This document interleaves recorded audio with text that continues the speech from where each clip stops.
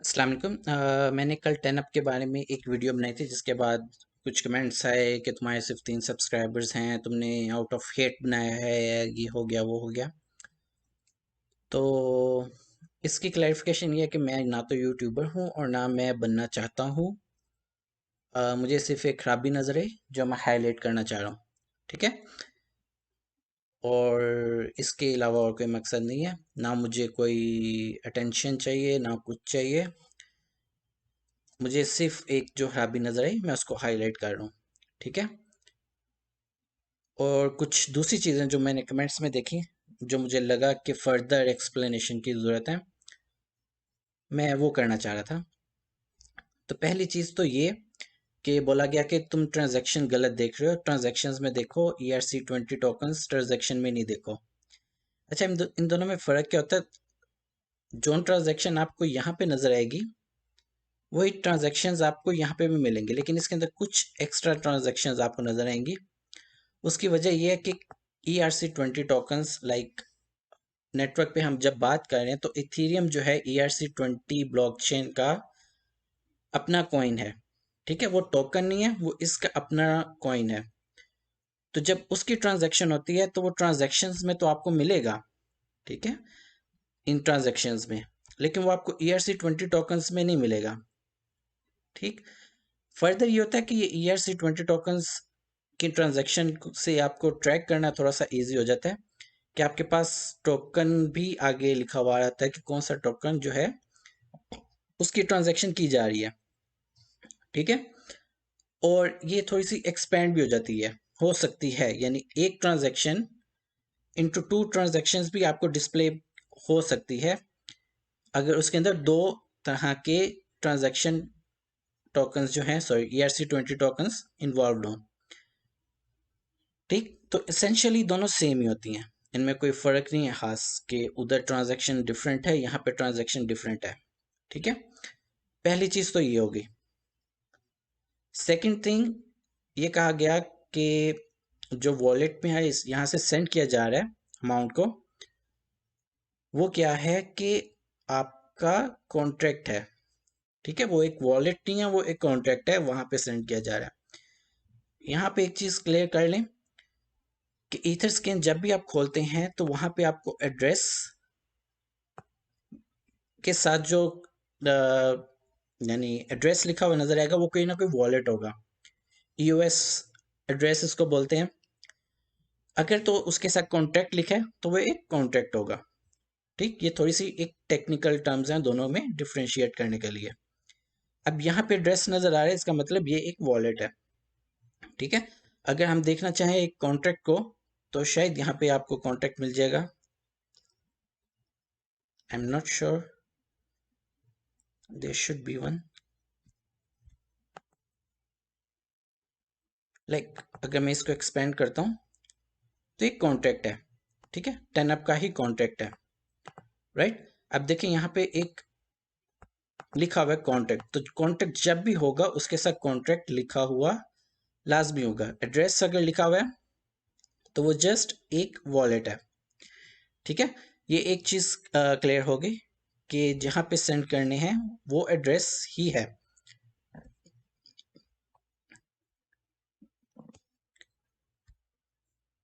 अब मैं तो नेक्स्ट में। ठीक है। मैंने जो आपको कल एक वॉलेट दिखाया था, अभी मैं उसी वॉलेट में जिसको 40 मिलियन रिसीव हुए और वो आगे ट्रांसफर कर रहे थे, लिक्विडिटी प्रोवाइड की एक एड्रेस से, और फिर कुछ एड्रेसेस से सेलिंग शुरू कर दी। ठीक है। यहाँ पे आ जाते हैं। अच्छा, जब हम देखें इसको ट्रांसफ़र कर रहे हैं ना, तो एक वो मैं देख रहा था, मुझे एक दोस्त ने सेंड किया कि किसी टीम वाले ने कहा, या जिसने भी कहा, मैं ये नहीं कह रहा कि टीम ने कहा, कि देखो ये तो कॉन्टैक्ट को सेंड हो रहे हैं। ठीक है, ये एड्रेस से सेंड हो रहा है, आगे कॉन्टैक्ट को जा रहा है। ठीक है।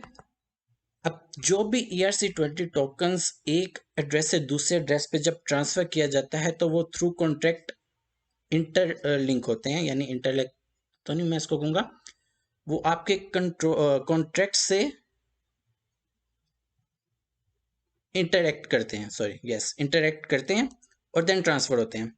अब यहाँ पे देखें आपके पास फ्रॉम वॉलेट है, टू वॉलेट है, एड्रेस है, और यहाँ पे कॉन्ट्रैक्ट। अब ये कॉन्ट्रैक्ट क्या है, अगर मैं इसको एक्सपेंड करूँ तो ये 10 ऐप का कॉन्ट्रैक्ट है। ठीक है, अब इसकी मिसाल मैं आपको देना चाहूँ तो एक let me copy one address.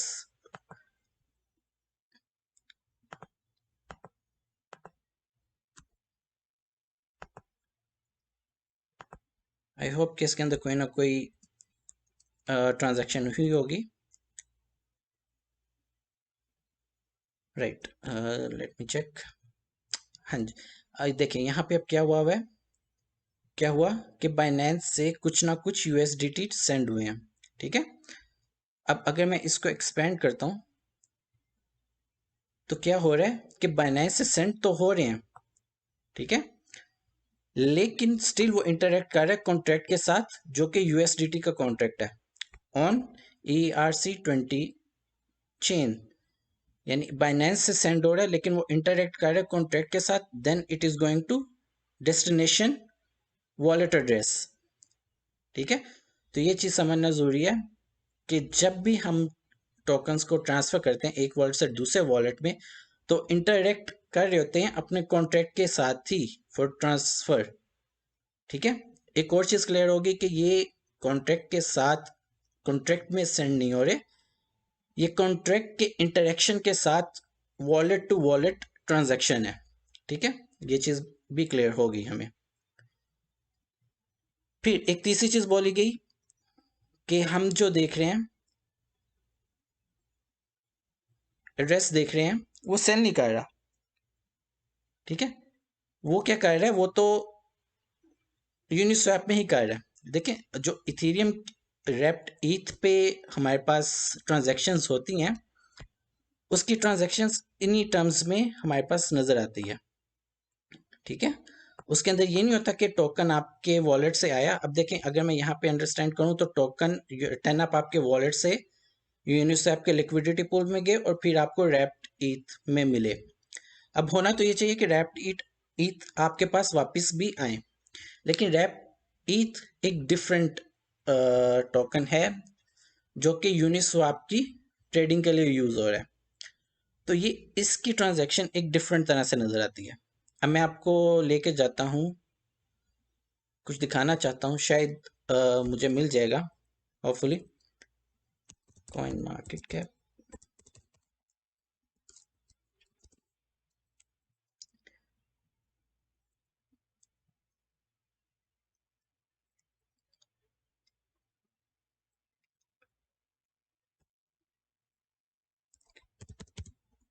मुझे पोल्का स्टार्टर चाहिए यहाँ से। ये जस्ट मैं एग्जांपल के लिए आपको दिखा रहा हूँ कि ट्रांजैक्शन दिखती कैसी है। अगर वो कह रहे हैं कि वो तो विद इन पूल में ही रह रही है, तो ऐसा नहीं है। ठीक है, मुझे इथेरियम एड्रेस चाहिए, मैंने इथेरियम एड्रेस कॉपी किया, आई पेस्ट हियर। मेरे पास पोल्का स्टार्टर का टोकन आ गया। ठीक है, मैं इसको टोकन ट्रैकर कॉन्ट्रैक्ट को ओपन कर लिया। अब मुझे देखना है यहाँ पे कोई एक स्वैप हुआ, ये एक स्वैप हुआ है। ठीक है, अब देखते हैं ये नॉट रैप्ड ईथ।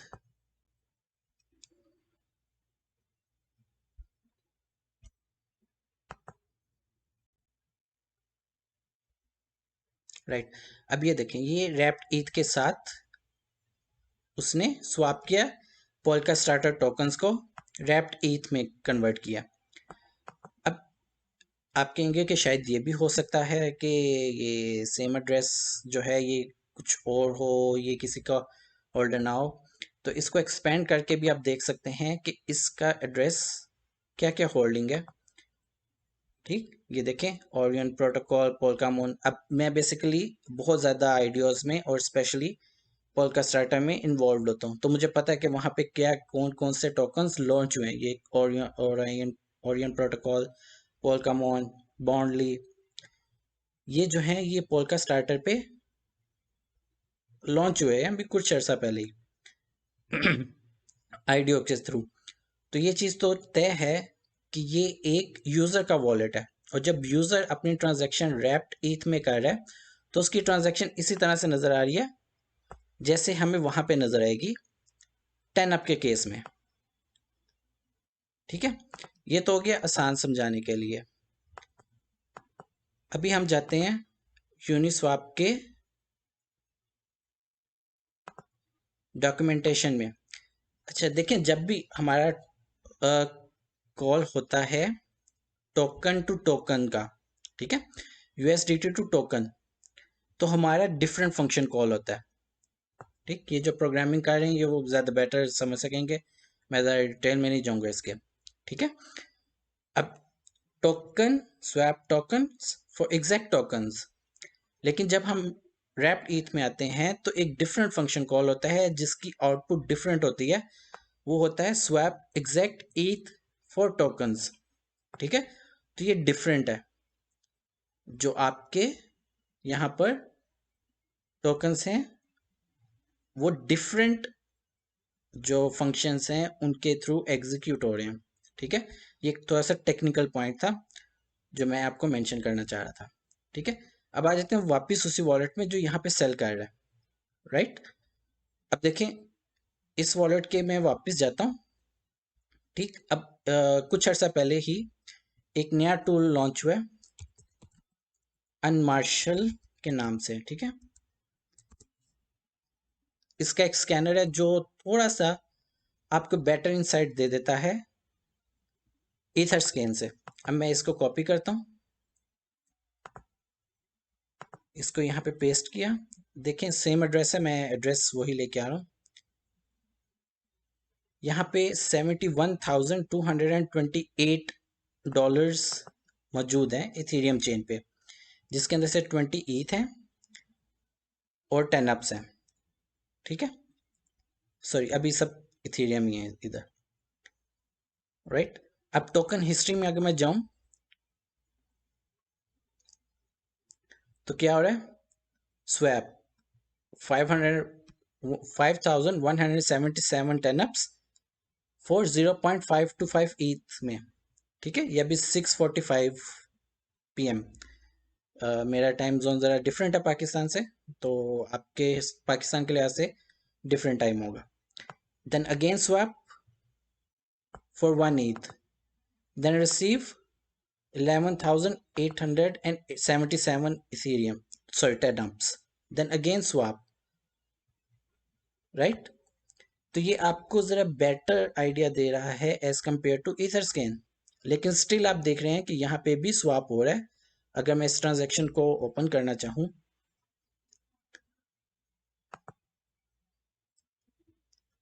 तो यहाँ पे भी देखें आपके पास ट्रांजैक्शन जब आ रही है तो आपका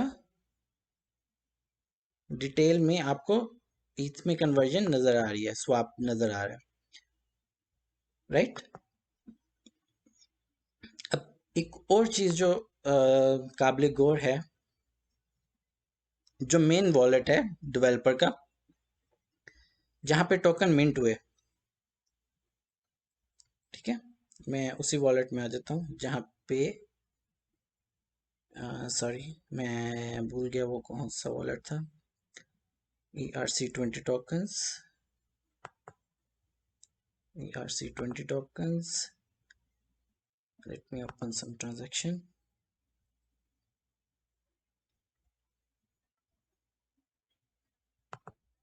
Ten up,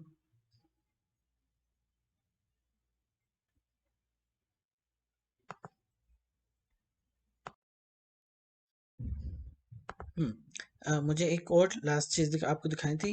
अभी हम अगेन हैं डेवलपर के अकाउंट में जहाँ पर मिंट किए गए थे टोकन्स को।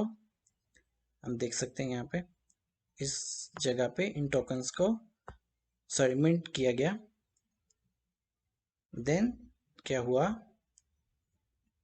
कि अभी अगर हम देखते हैं ट्रांजैक्शंस में तो मोस्ट रिसेंट ट्रांजैक्शंस क्या हो रही हैं। अभी 1 घंटे पहले क्या हुआ कि इस डेवलपर ने चेंज सेल लिमिट का मेथड यूज़ किया। मेथड होता है जिस तरह जब भी कोई यूज़र इस कॉन्ट्रैक्ट के साथ इंटरेक्ट करता है तो होता ये है कि एक स्पेसिफिक मेथड कॉल होता है, लाइक ये एड्रेस इस एड्रेस पे ट्रांसफर कर रहा है 10 एप्स को, तो ट्रांसफर का मेथड कॉल हुआ। ठीक है, अभी ये थोड़ा सा प्रोग्रामिंग वालों को ज़्यादा अच्छे से समझ आ जाएगा। और जब हम इसको चेंज कर रहे हैं तो सेल लिमिट चेंज हो रही है। अब ये कॉन्टिन्यूसली चेंज कर रहे हैं, जब आपने सेल करना होता है वो उसको चेंज करते हैं और साथ ही उसको चेंज कर देते हैं। सेल किया सेल लिमिट को और साथ ही उसको चेंज कर दिया। जैसे यहाँ पे अब देखें, एक डिफरेंट इंटरवल्स पे कुछ कुछ टाइम के बाद ऐसा हो रहा है कि वो चेंज कर देते हैं सेल लिमिट, उसको सेल किया और चेंज कर लिया। एक और जो चीज़ कही जा रही है वो ये है कि ये वॉलेट जो है, जो सेल कर रहा है या ट्रांजैक्शंस हो रही हैं, ये यूनिस्वाप का अपना वॉलेट है।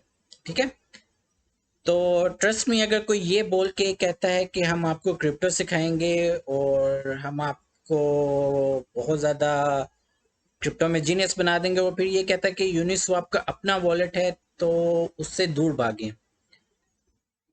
वजह क्या है कि यूनिस्वाप एक डिसेंट्रलाइज्ड एक्सचेंज है। ठीक है, अगर यूनिस्वाप का अपना वॉलेट होता तो ये डिसेंट्रलाइज्ड एक्सचेंज हो ही नहीं सकती। यूनिस्वाप काम ही तब करती है जब लिक्विडिटी प्रोवाइडर्स होते हैं। यूनिस्वाप किसी भी एसेट का कंट्रोल अपने पास नहीं रखती, क्योंकि डिसेंट्रलाइजेशन नाम इसी का है। ठीक है, तो यूनिस्वाप का कोई भी वॉलेट नहीं होता। इस ये टोटली वर्क करता है कॉन्ट्रैक्ट्स पर, लिक्विडिटी प्रोवाइडर्स के वॉलेट्स पर। और लिक्विडिटी प्रोवाइडर के वॉलेट्स जो होते हैं वो इटसेल्फ यूजर के वॉलेट्स होते हैं, ना कि यूनिस्वाप के। ठीक है, ये देखें, जब भी आप लिक्विडिटी प्रोवाइड करते हैं तो वो आपका एड्रेस के साथ लिंक हो जाता है कॉन्ट्रैक्ट के साथ, जो लिक्विडिटी प्रोवाइडर्स के कॉन्ट्रैक्ट होते हैं, एक पूल बना होता है। ठीक है, आप इस तरह से समझें। तो हाँ, अगर एक सेंट्रलाइज एक्सचेंज है तो उसका एक वॉलेट होगा। ठीक है, लाइक फॉर एग्जांपल मैं आपको मिसाल देने के लिए कोई ना कोई एड्रेस, मेरे पास काफ़ी एड्रेसेस हैं, मैं उसी एड्रेस को ओपन कर लेता हूँ।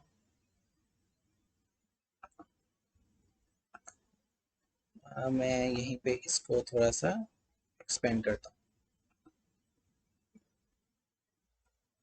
यहाँ पे मैंने एड्रेस पेस्ट किया, सर्च किया, देन मैं गया ERC20 टोकन्स की ट्रांजैक्शंस में, या इवन यहाँ पे ट्रांजैक्शंस में आपको नजर आ रहा होगा, यहाँ पे बाइनेंस है। ठीक है, ट्रांसफर बाइनेंस 40। अब यहाँ पे टैग नजर आ रहा है आपको वॉलेट का, बाइनेंस 40 के नाम 14 के नाम से।